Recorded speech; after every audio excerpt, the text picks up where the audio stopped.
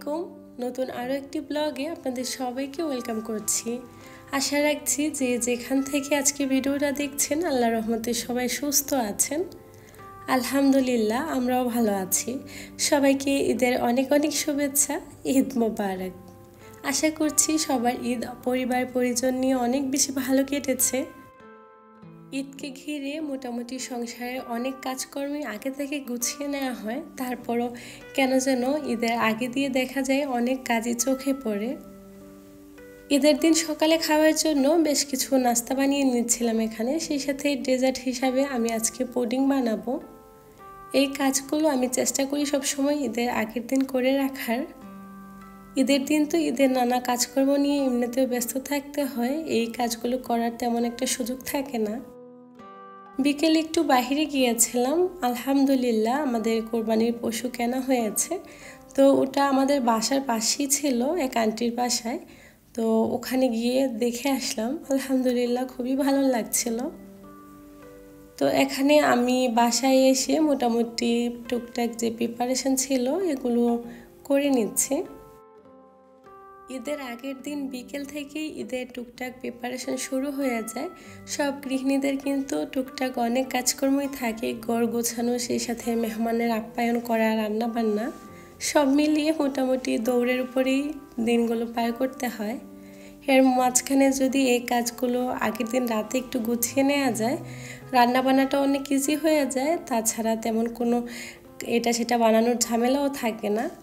তো আমি দুধটা আগে থেকে জাল করে রেখেছিলাম, এটা এখন ডিমের মিশ্রণের সাথে মিশিয়ে নিচ্ছি। আসলে পুডিং আমার কাছে মনে হয়েছে যে এই পরিমাণে গরম ঠান্ডা ঠান্ডা পুডিং বা দই এই দুটা খাবারই সব থেকে বেশি ভালো হবে। তো সেই মাথায় যেটা এসেছে তো সেটাই কাজে লাগিয়ে দিলাম আর কি। পুডিংটা এখন আমি ভাপে বসিয়ে দিব।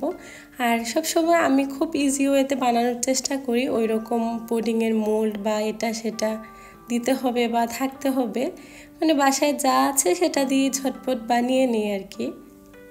আজকে আমি আর পুডিংয়ের মোল্ড বের করিনি, বাসায় হাঁড়ি ছিল ওটার মধ্যে ক্যারামেল তৈরি করে নিয়েছি। পুডিং বানানোর সময় অবশ্যই ক্যারামেলটা প্রপার ঠান্ডা হতে হবে, তারপর দুধটাও কিন্তু ঠান্ডা থাকতে হবে। তখনই কিন্তু ডিমের মিশ্রণের সাথে মিশিয়ে নিতে হবে, বা হালকা কুসুম গরম থাকলেও সমস্যা নেই। আমার বাসায় যতগুলো বড় হাঁড়ি ছিল বাসা চেঞ্জ করার সময় সবগুলো এদিক সেদিক ফেলে কোথায় যে রেখেছি এখন প্রয়োজনের সময় আর খুঁজে পাচ্ছি না। এটাই ছিল সব থেকে বড় হাঁড়ি, ওটার মধ্যে পুডিংটা ভাপে বসাবো, আপনারা চাইলে ওভেনেও বসাতে পারেন। আমি বাসায় যতবারই পুডিং বানাই না কেন আলহামদুলিল্লাহ খেতে যতটা মজা হয় দেখতেও খুব সুন্দর হয়। তো চেষ্টা করি আসলে মাঝে মধ্যে বানানোর জন্য, তবে মাইক্রোওভেন বা ওভেনে কখনো বানানো হয় না, সবসময় আমি গ্যাসের চুলাতেই বানিয়ে নিই। আর হ্যাঁ, ঢাকনাটা যখন লাগাচ্ছিলাম আমার কাছে মনে হয়েছিল যে ভাপটা হয়তো বা বের হয়ে যেতে পারে, সেজন্য একটা ফয়েল পেপার পেঁচিয়ে আমি খুব সুন্দরভাবে এটাকে র্যাপ করে নিয়েছি, তারপর আবার ঢাকনাও দিয়ে দিয়েছি। এই ফাঁকে পুডিংটা হোক। আর আমি কিন্তু ওভেনে একটা অরেঞ্জ কেক তৈরি করেছিলাম, ওটা বের করে নিয়েছি, বেশ কিছুটা ঠান্ডা হয়ে গিয়েছে। এই অবস্থা আমি এর মধ্যে একটু সুগার সিরাপ দিয়ে দিব, এতে করে কেকটা অনেক বেশি সফট থাকবে আর খুবই ভালো লাগবে খেতে। এই তো আমি সুগার সিরাপটা রেডি করে নিয়েছিলাম একটু পানি আর চিনি দিয়ে গুলিয়ে। এখন এটাকে আমি কেকের উপরে ব্রাশ করে দিচ্ছি। সুগার সিরাপটা দেওয়ার ফলে কিন্তু কেকটা দেখতেও খুব সুন্দর লাগে, সেই সাথে খেতেও বেশ মজার হয়। সকালের দিকে এই ধরনের টুকটাক যে যেটা পছন্দ করে বাসায় সবার পছন্দ অনুযায়ী কিছু নাস্তা বানিয়ে রাখলে গরু জবাই করে আসার পর কিন্তু আর নাস্তা বানানো বা বাসা সব কিছু রেডি করার একটা ঝামেলা থাকে না।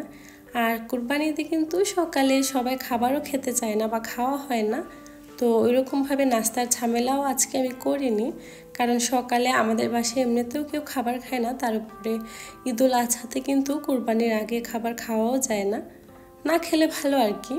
তো ওটাই চেষ্টা করি আসলে।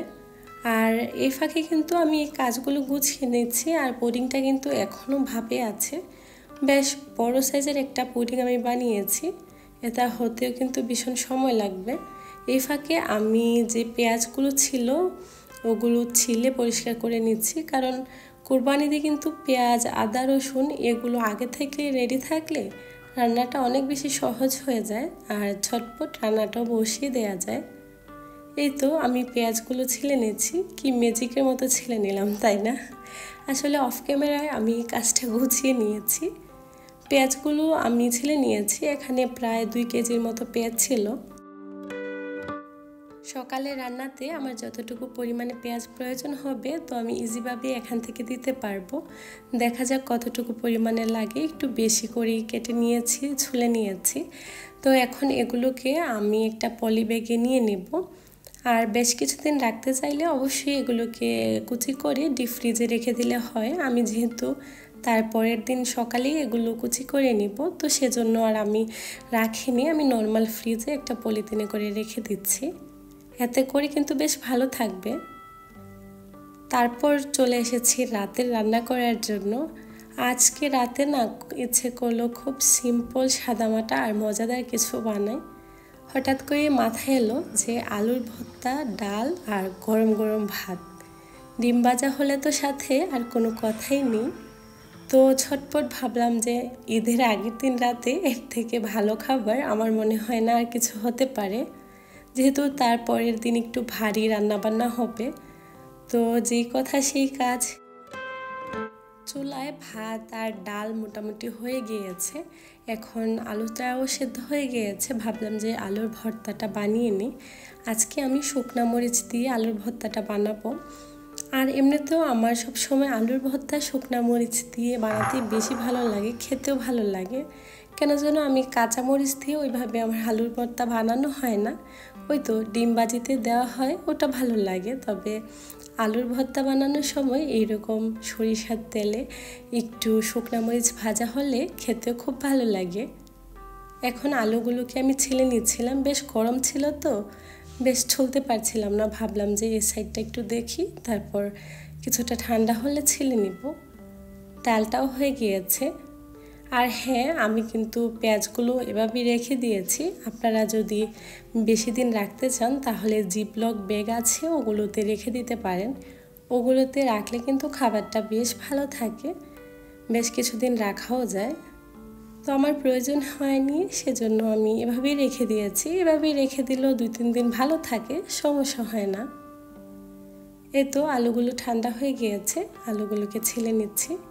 তারপর আস্তে আস্তে করে আলুর ভর্তাটা বানিয়ে নিব। কি যে শান্তির একটা খাবার, এগুলো দেখতেও না খুব ভালো লাগে আর দেখার পর নিজের খেতেও ইচ্ছে করে।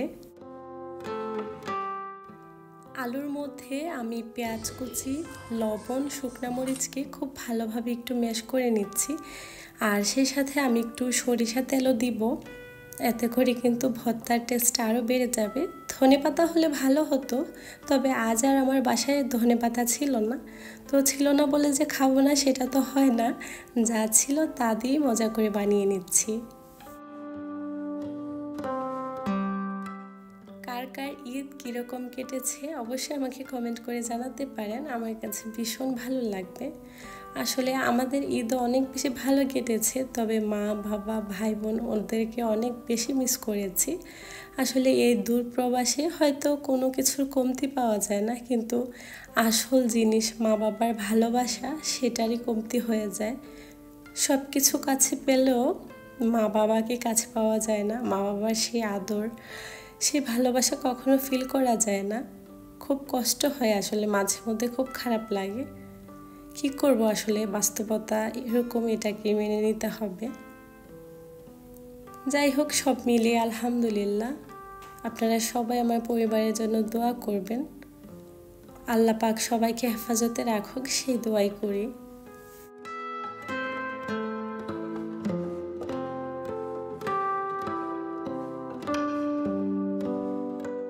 ডিম ভাজার জন্য এখানে আমি একটা ফ্রাইং প্যানে একটু সরিষা তেল দিয়ে দিচ্ছি, একটু বেশি করে দিচ্ছি, এতে করে ডিমটা খুব সুন্দরভাবে ফুলবে।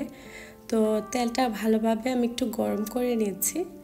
আর ডিমের মধ্যে আমি পেঁয়াজ, তারপর মরিচ, একটু লবণ সব কিছু মিক্স করে নিয়েছি। এভাবে ডিম ভাজি করে খেতে আমার ভীষণ ভালো লাগে, আর গরম গরম ধোয়া ওটা ভাতের সাথে খুব মজার ছিল। এই তো ডিমটাও দিয়ে দিয়েছি, ভাজা হয়ে যাচ্ছে। এভাবে করে আমি ভেজে নিব বাকি যে অংশটুকু রেখে দিয়েছি। আর পাশে আলুর ভর্তা, ভাত, ডাল সব কিছু মোটামুটি হয়ে গিয়েছে। ডিমটাও ভাজা হয়ে গিয়েছে, একটু উল্টে পাল্টে ভেজে নিচ্ছি। রান্নাবান্না মোটামুটি শেষ। তারপর আমি বাকি টুকটাক ঘর যে গুছানোর কাজ থাকে সেটা করে নিব, কারণ সকালে আর তেমন একটা সময় পাওয়া যাবে না। টুকটাক এটা সেটা নিয়ে ব্যস্ত থাকতে হবে, তো সেজন্য বাকি কাজগুলো আমি গুছিয়ে নিব খাবার দাবার খাওয়ার পরে। আর পুডিংটা হয়ে যাওয়ার পর আমি ওটাকে নামিয়ে রেখেছি, ঠান্ডা হয়ে যাক, তারপর এটাকে ফ্রিজে দিয়ে দিব। এই তো আলুর ভর্তা রেডি হয়ে গিয়েছে, ডিম ভাজাও রেডি। তারপর খাবারটাও খেয়ে নিব।